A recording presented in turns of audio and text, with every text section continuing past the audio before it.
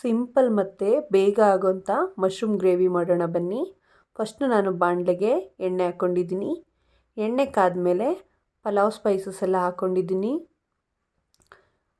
ಅದೆಲ್ಲ ಫ್ರೈ ಆದಮೇಲೆ ಈರುಳ್ಳಿ ಹಾಕಿದ್ದೀನಿ. ಈರುಳ್ಳಿನ ಚೆನ್ನಾಗಿ ಫ್ರೈ ಮಾಡೋಣ. ಈರುಳ್ಳಿ ಎಲ್ಲ ಚೆನ್ನಾಗಿ ಫ್ರೈ ಆದಮೇಲೆ ಟೊಮೆಟೊ ಹಾಕಿದ್ದೀನಿ. ಟೊಮೆಟೊ ಬೇಗ ಬೇಯಬೇಕಂದ್ರೆ ಸ್ವಲ್ಪ ಉಪ್ಪು ಹಾಕಬೇಕು. ಉಪ್ಪು ಹಾಕಿ ಈಗ ನೀಟಾಗಿ ಫ್ರೈ ಮಾಡ್ಕೊಳ್ಳೋಣ.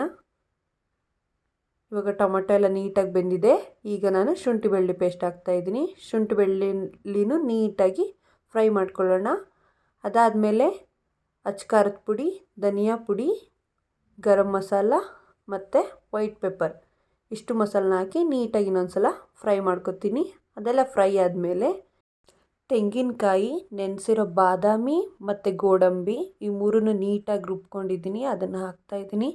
ಜೊತೆಗೆ ಮನೇಲೇ ಮಾಡಿರೋಂತಹ ಖಾರದ ಪುಡಿ ಇಷ್ಟನ್ನು ಹಾಕಿ ನೀಟಾಗಿ ಈಗ ಮಿಕ್ಸ್ ಮಾಡಿ ಬೇಯಿಸೋಣ. ಇವಾಗ ಗ್ರೇವಿಗೆ ನೀರು ಹಾಕಿ ಜಾಸ್ತಿ ಮಾಡ್ಕೊತಾ ಇದ್ದೀನಿ. ಇವಾಗ ನೀಟಾಗಿ ಮಿಕ್ಸ್ ಮಾಡಿಬಿಟ್ಟು ಮಸಾಲೆ ಎಲ್ಲ ಬೇಯಕ್ಕೆ ಬಿಡೋಣ. ಮಸಾಲೆ ಎಲ್ಲ ಬೆಂದಾಗಿದೆ. ಇವಾಗ ವಾಶ್ ಮಾಡಿ ಕಟ್ ಮಾಡ್ಕೊಂಡಿರೋಂಥ ಮಶ್ರೂಮ್ನೆಲ್ಲ ಹಾಕ್ತಾಯಿದ್ದೀನಿ. ಹಾಕಿಬಿಟ್ಟು 10 ನಿಮಿಷ ಚೆನ್ನಾಗಿ ಕುದಿಸಿದ್ದೀನಿ. ಇವಾಗ ಮಶ್ರೂಮ್ ಗ್ರೇವಿ ರೆಡಿ.